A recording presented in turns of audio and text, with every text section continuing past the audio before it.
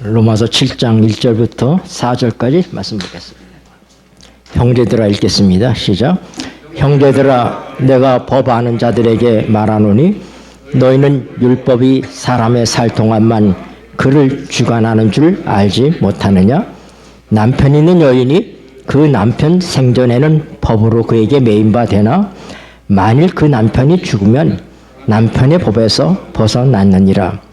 그러므로 만일 그 남편 생전에 다른 남자에게 가면 음부라 이르되 남편이 죽으면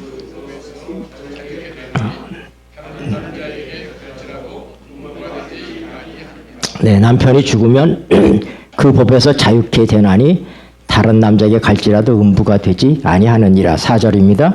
그러므로 내 형제들아 너희도 그리스도의 몸으로 말미암아 율법에 대하여 죽임을 당하였으니 이는 다른이 곧 죽은 자 가운데서 살아나신 이에게 가서 우리로 하나님을 위하여 열매를 맺히게 하려 함이니라. 아멘.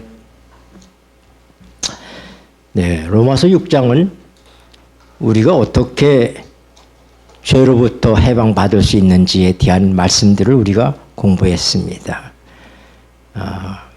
죄와 관련해서 우리는 어떤 몸을 갖고 있느냐?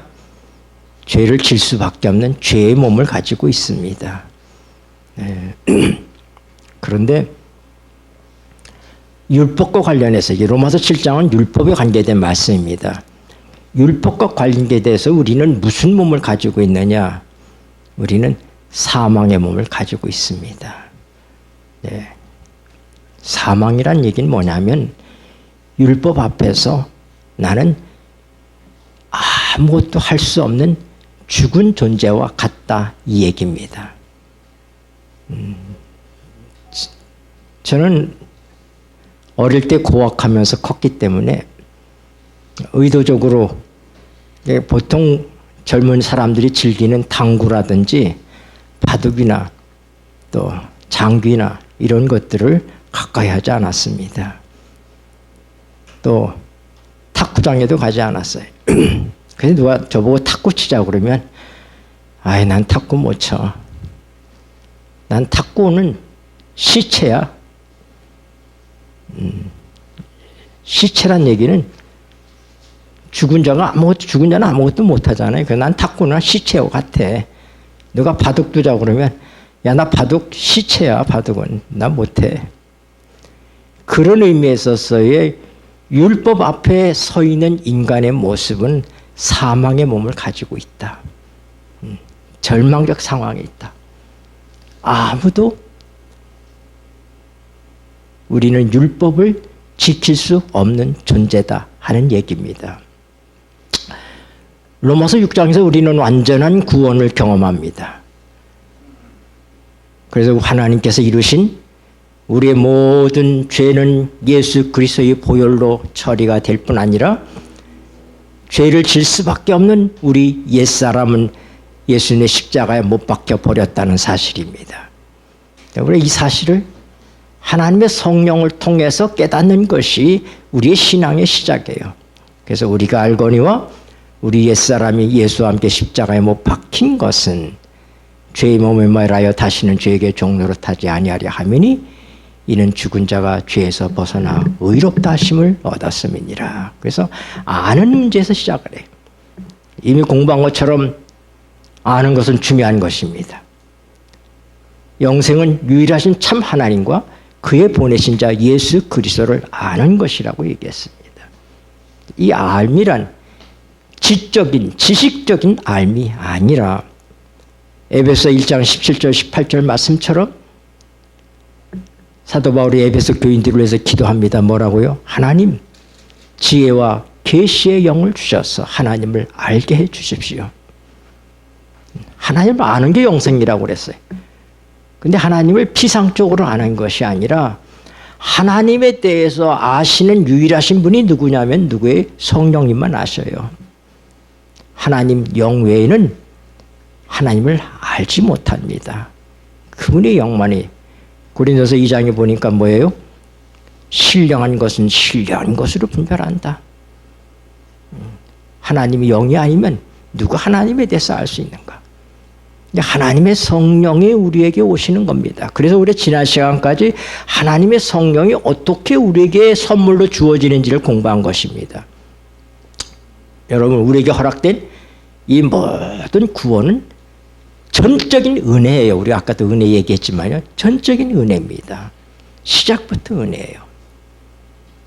은혜란 일어난 결과에 대해서 내 공로가 없는 것입니다. 내가 무엇을 하지 않는 것입니다. 우리는 우리의 죄를 위해서, 우리의 죄의 용서를 위해서 우리가 한 것이 아무것도 없습니다. 누가 하셨어요? 하나님께서 하셨잖아요. 우리의 옛사람, 죄에 대해서 죄의 몸으로 태어나서 죄를 질 수밖에 없는 우리 옛사람을 처리하는 일에 있어서 우리의 노력이 필요 없습니다. 우리가 한 것이 아니라 어떻게 해요?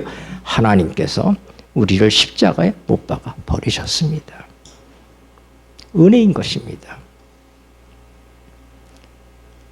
그리고 이제 우리가 이 사실을 알았으면 그 다음에 이제 우리 자신을 하나님께서 알려주신 바로 그 사실에 대하여, 그 진실에 대하여 그렇게 여겨라 하고 얘기합니다. 그게 로마서 6장의 얘기예요. 여긴다는 얘기는 믿으라 하는 얘기입니다. 하나님께서 알려주시면 어떻게 믿는 것입니다.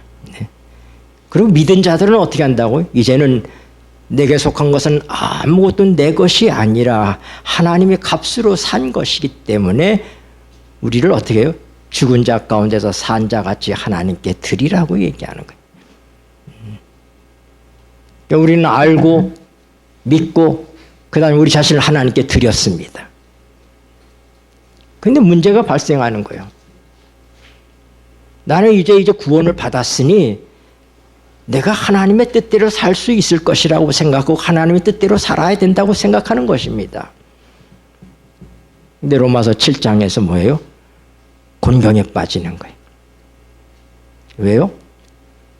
로마서 7장에 보면은 로마서 7장 5절과 14절과 18절에 육신에 대한 얘기가 나옵니다. 우리는 육신에 속해 있다. 우리가 육신에 있을 때에는 율법으로 말미암는 죄의 정욕이 우리 지체 중에 역사하여 우리로 사망을 위하여 열매를 맺게 하였더니 14절에 우리가 율법은 신령한 줄 알거니와 나는 육신에 속하여 죄 아래 팔렸도다.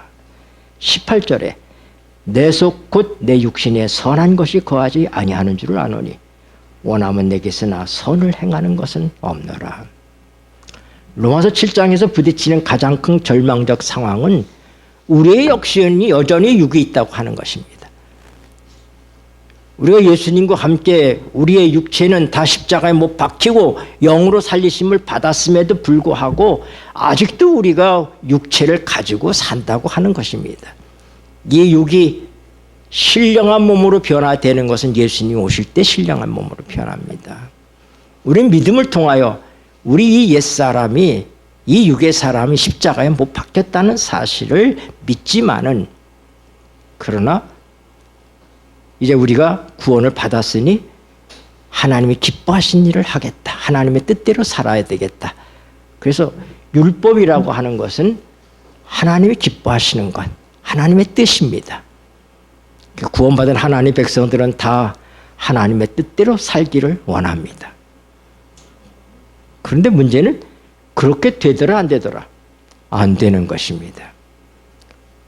구원 받았는데 내가 예수님의 십자가의 보혈로 내 죄가 용서되고 죄를 지을 수밖에 없는 이 내 옛사람이 십자가에 못 박혔고 내가 이 사실을 하나님의 성령을 통해서 깨달았고 그리고 어떻게 해요? 이제 내가 이 사실을 믿고 하나님께 내 자신을 전적으로 드렸는데 왜 안 될까? 왜 안 될까? 많이 고민합니다. 내가 성경을 더 많이 읽어야지 돼. 성경을 읽는 것이 소홀해도 된다는 의미의 말씀이 아니라 내가 성경을 더 많이 읽어도 여전히 하나님 뜻대로 사라지지는 않더라 이겁니다. 내가 기도를 적게 해서 그런가 봐. 그래서 기도를 하고 몸부림을 칩니다. 내 결심이 단단하지 않아서 그런가 봐. 그리고 어떻게 아주 굳은 결심을 하고 작정을 하고 하지만 되더라 안 되더라 안 되더라 이겁니다.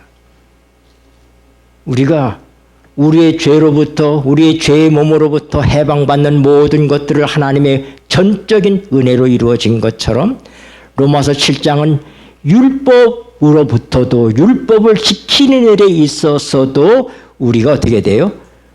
은혜로 벗어난다. 율법을 지켜야 되는 의무에서 우리가 어떻게 되고 해방되었다고 하는 사실을 가르쳐주는 성경이 뭐예요? 로마서 7장입니다. 율법을 하나님께서 왜 주셨는가? 율법이 우리에게 왔을 때 우리가 우리의 본질을 알게 됩니다. 내가 얼마나 율법 앞에서 속수무책인가? 내가 얼마나 율법을 행할 수 없는가? 사도 바울은 과거에 그런 바리새인으로 살았을 때 자기는 율법에 대해서 완전하다고 얘기했습니다. 그는 하나님을 사랑한다고 생각하고 우상 숭배도 안 했고 하나님의 이름을 그가 망령되게 한 적도 없고 안식일도 잘 지켰고 부모에게 효도하고 다 했다 이 말입니다. 자기는 사람 죽인 일도 없고 간음한 일도 없고. 그러면 나는 율법에 대해서 완전하다 그렇게 여겼는데 그가 거듭난 다음에 하나님의 성령이 그에게 오시니까 그 율법 앞에서 아무것도 한 것이 없는 거예요. 로마서 7장 7절에 보면은 율법이 오기 전에는 내가 율법이 아니었으면 죄를 알지 못했을 텐데 율법이 탐내지 말라 하지 아니하였다면 내가 탐심을 알지 못했으리라. 탐내지 말라 몇째 계명이에요? 10째 계명이죠. 10계명이 10째 계명이에요. 탐심이라고 하는 것은 눈에 보입니까? 탐심은 눈에 보이지 않아요. 내가 탐심이란 죄를 가지고 있어도 사람들 앞에 들키지 않을 수 있다고 하는 거예요. 그러니까 외적인 율법에 대하여서 준행하고자 하는 바리새인들의 삶에서 볼 때 탐심은 죄가 아닌 거예요. 그 드러나지 않으니까. 거짓말하는 거는 드러나잖아요. 사람을 죽이는 거는 결과가 있잖아요. 그런데 마음으로 갖는 탐심은 보인다 안 보인다? 안 보인다. 근데 하나님의 성령 안에서 살다 보니까 뭐가 보이는 거예요? 아무도 눈치채지도 못하지만은 내 속에 있는 탐심이란 죄를 알게 된 것입니다. 그가 10계명의 다른 죄들을 말하지 않고 10째 계명이 뭘? 탐심이란, 내가 하나님의 율법 앞에서 내게 탐심이란 죄를 깨닫게 됐다. 그 율법은 좀 안 된 얘기지만은 성경적으로 정확하게 얘기하면 하나님 우리에게 지키라고 주신 계명이 아니라고 하는 역설적 얘기를 할 수밖에 없습니다. 율법은 하나님께서 우리가 지킬 수 있을 것이라고 기대하지 않습니다. 만약에 율법을 지킬 수 있었다면 예수 그리스도가 오시지 않았습니다. 그럼 하나님께 율법을 왜 주셨는가? 죄를 알도록 주셨어요. 로마서 7장 7절 다시 읽어봅시다. 그런즉 우리가 읽겠습니다. 시작. 그런즉 우리가 무슨 말하리요? 율법이 죄냐? 그럴 수 없느니라. 율법으로 말미암지 않고는 내가 죄를 알지 못하였으니 곧 율법이 탐내지 말라 하지 아니하였다면 내가 탐심을 알지 못하였으리라. 로마서 5장 20절을 보십시다.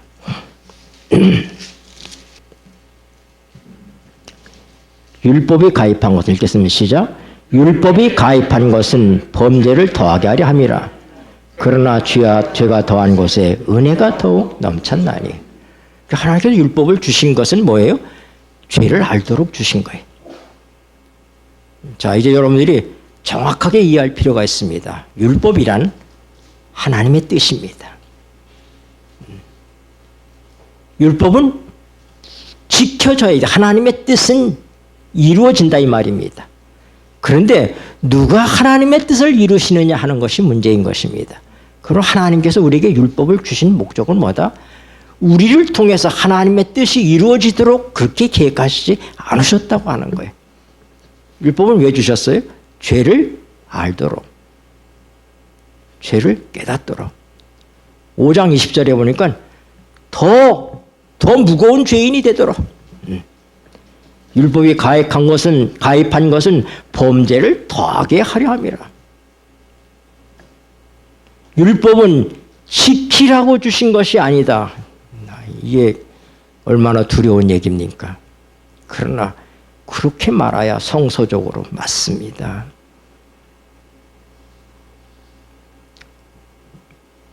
하나님께서 율법을 지킬 수 없는 죄인들에게 율법을 지켜서 구원받으라고 그렇게 하셨다면 하나님은 불가능한 일에 대하여 할 수 없는 일을 우리 보고 하라고 하시는 분이 되시는 것입니다.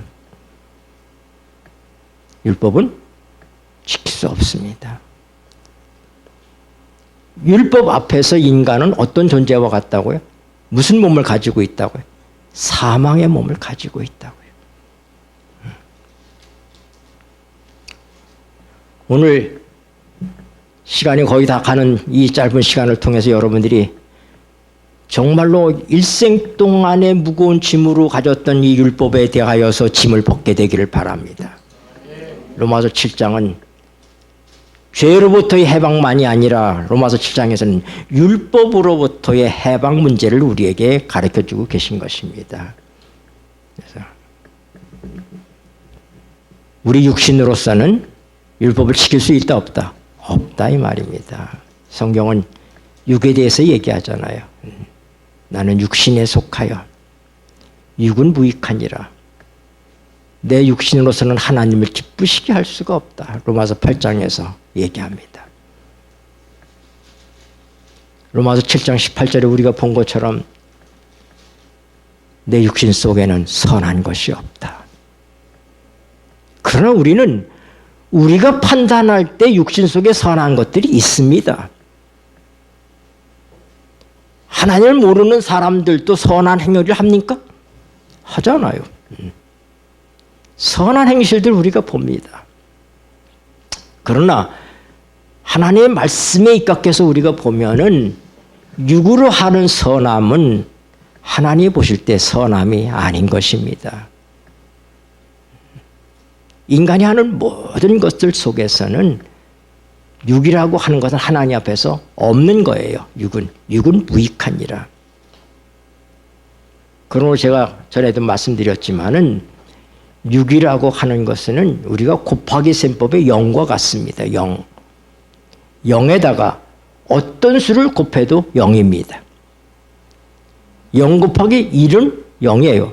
0 곱하기 100도 0입니다. 0 곱하기 1000도 0이에요. 그러니까 육은 하나님 앞에서 0과 같은 거예요. 없는 것입니다. 그러므로 육신으로 행하는 어떤 것도 하나님 앞에서는 인정받지 못한다. 없는 것이다 이 말입니다. 하나님께서 인정하시는 건 뭐예요? 하나님이 하신 거예요. 그래서 왜 우리 기독교가 은혜냐? 시작부터 끝까지 철저히 은혜예요. 우리의 죄의 문제도 하나님께서 해결하셨고 우리의 옛 본성의 문제도 하나님께서 해결하셨고 율법을 지키는 문제도 하나님께서 해결하셨다. 그러므로 나는 율법을 지킬 수 있다 없다? 없다. 그러므로 하나님께서는 내가 율법을 지킬 것을 기대하셨다 안 하셨다? 전혀 기대하시지 않으셨어요.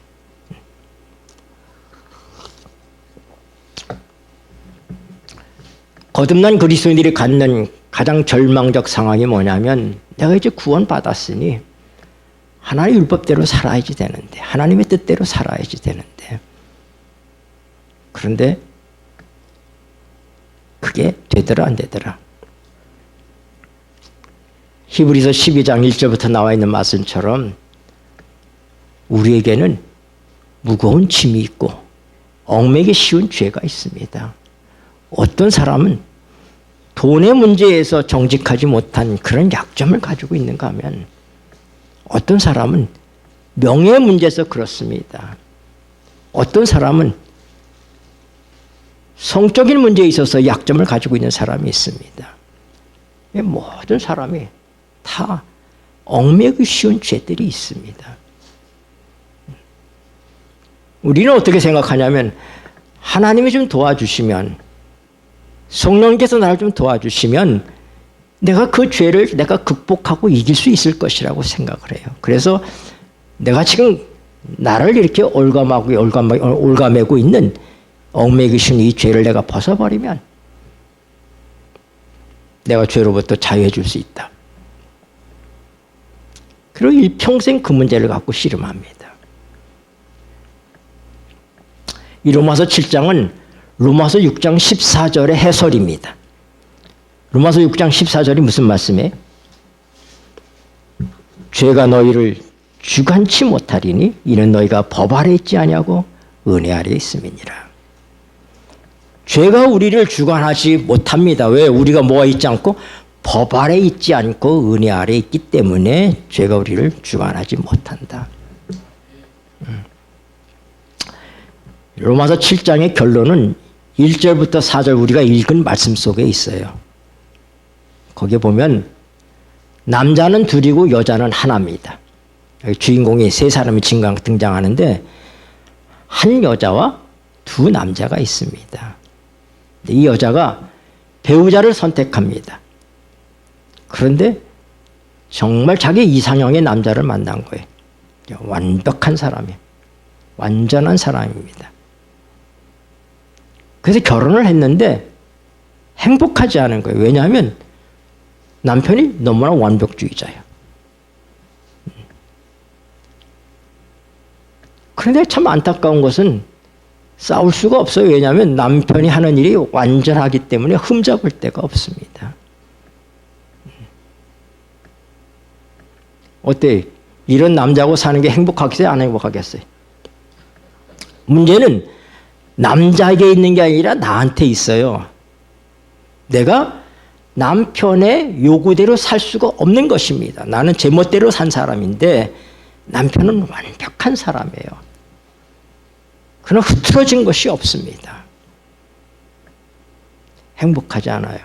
그런데 남편보다도 더 멋진 남자가 한 사람 딱 나타났는데 그는 더 완벽한 사람이고 더 훌륭한데 문제는 뭐냐면 시키는 것이 아니라 자기가 합니다.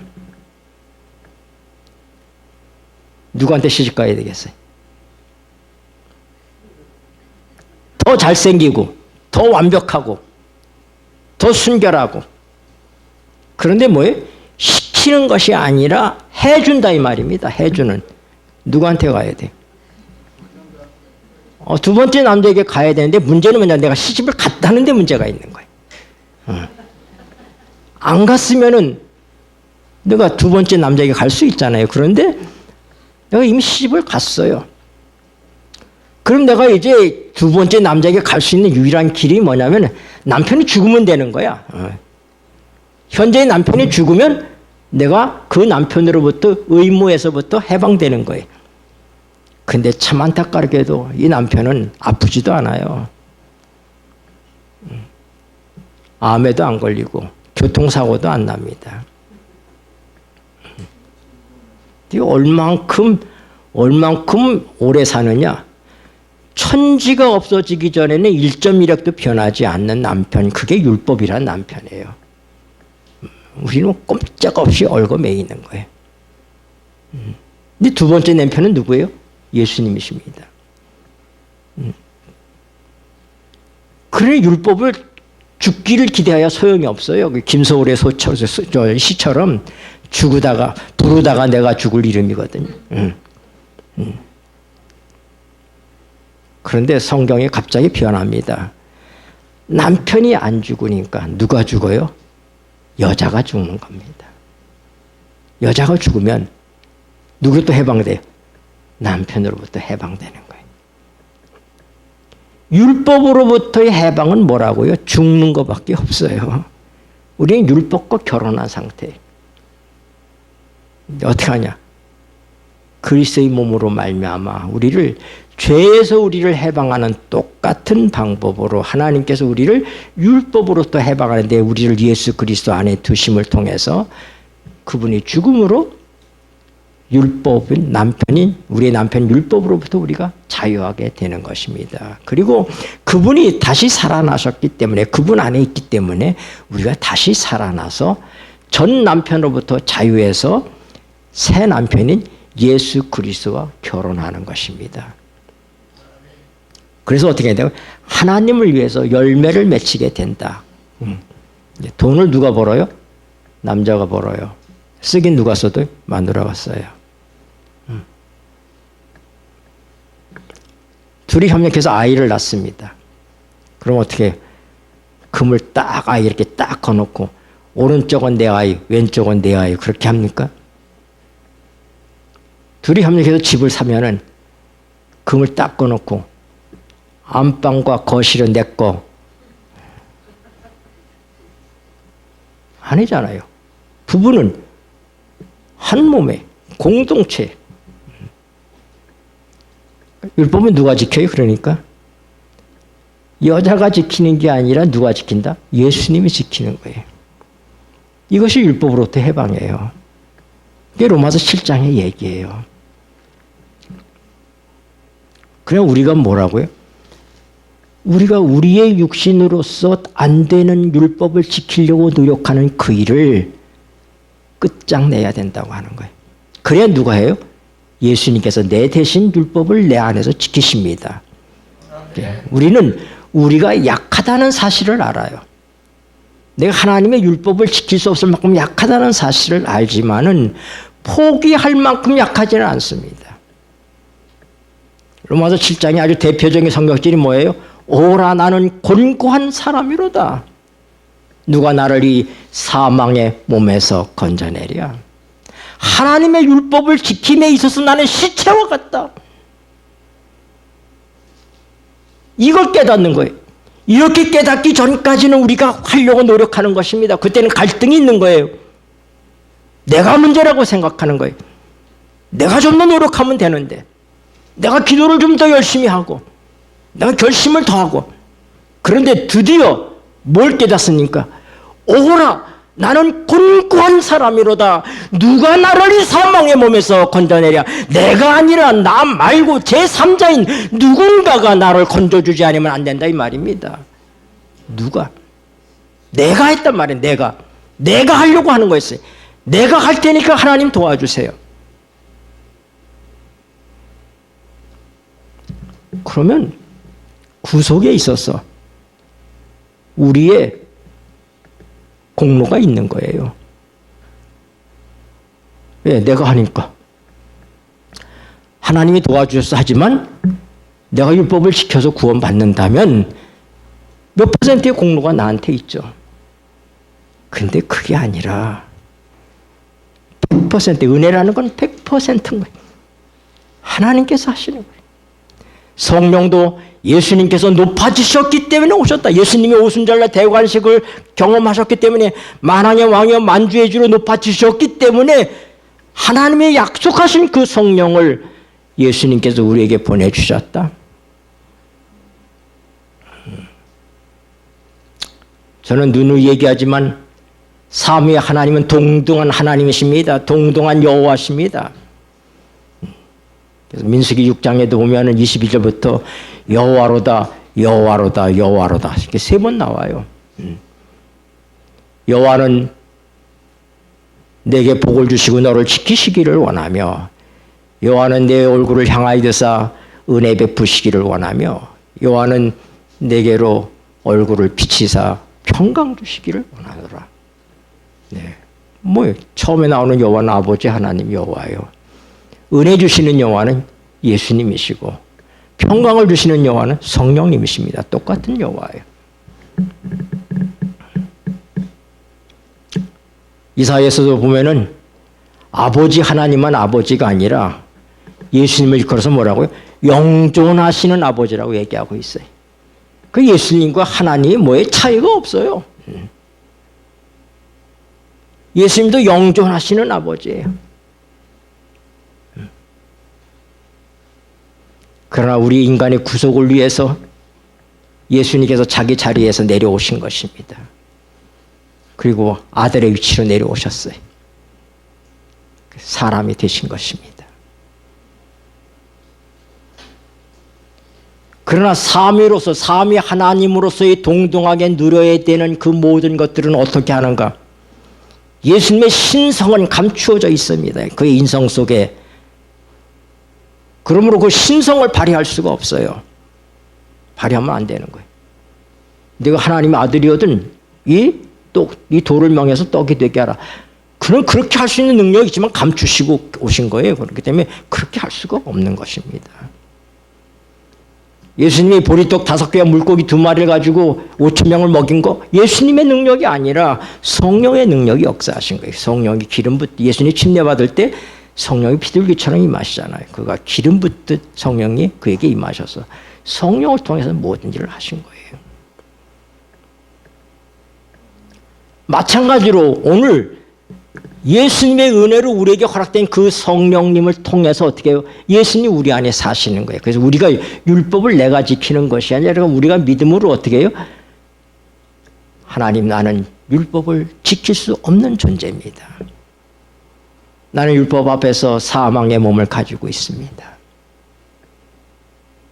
야곱이 야복강에서 내 이름이 형한테 죽을 것 같은 그 절박한 상황에 야복강에 엎드려 기도하다가 씨름을 했습니다. 예수님하고. 거기 등장하는 하나님, 그 천사는 예수님입니다. 내 이름이 뭐냐? 야곱입니다. 우린 야곱인 거야, 야곱. 언제나 남의 발 뒤꿈치나 붙들고 속이는 사람, 내 방법으로 인생을 살았던 그런 사람입니다. 그런데 하나님, 나는 야곱입니다. 나는 내 자신에 대해서, 내 미래에 대해서 나는 아무것도 할 수가 없습니다.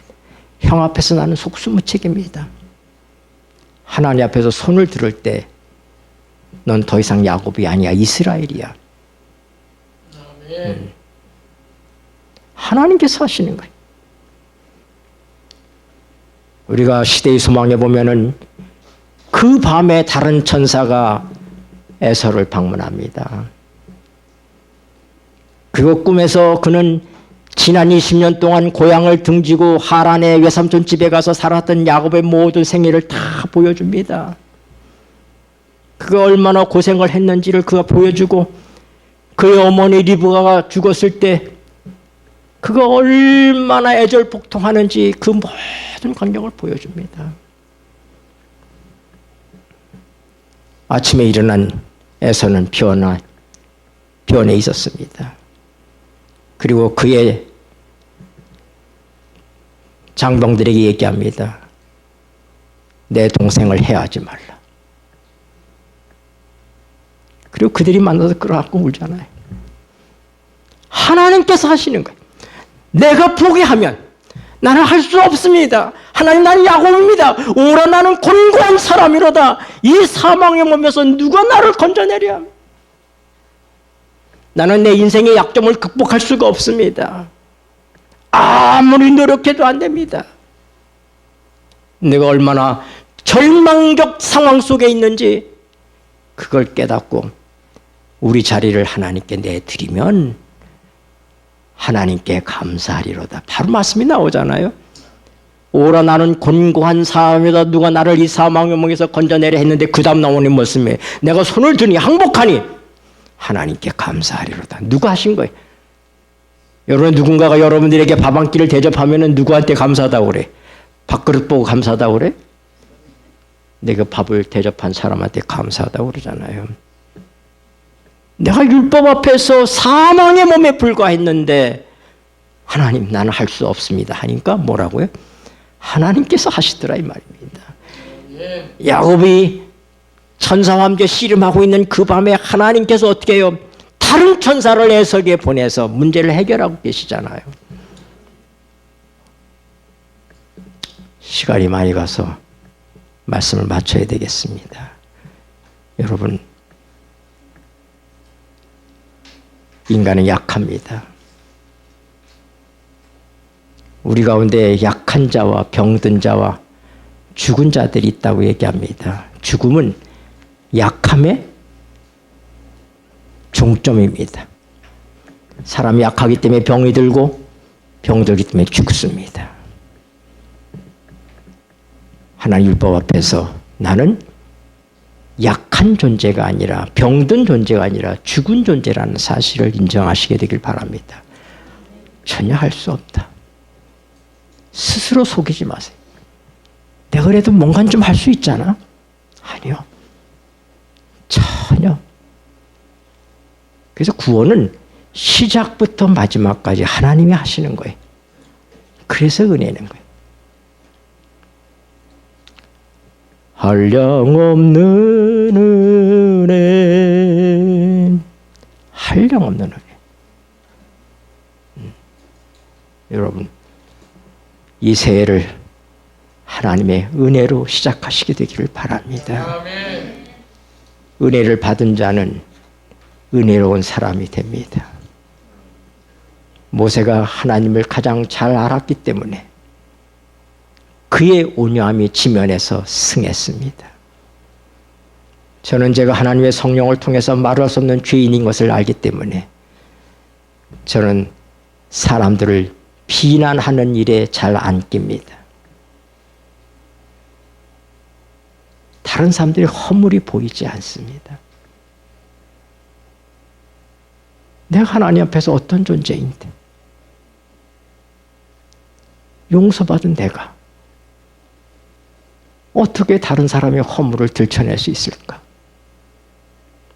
은혜 받은 자만 은혜를 베풀고 살 수 있습니다. 기도하시겠습니다. 고마우신 하늘아버지, 율법을 지킴에 있어서 우리는 사망의 몸을 가지고 있습니다. 죽은 존재입니다.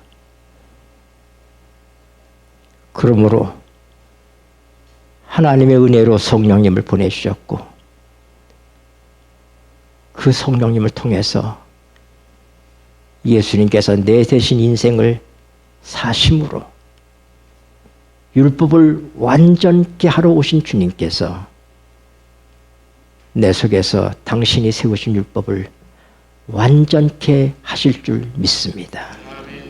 이 새해는 은혜로 시작하시게 하시고 은혜로 마치게 하여 주시옵소서. 예수님의 이름으로 기도드립니다. 아멘. 나의 마지막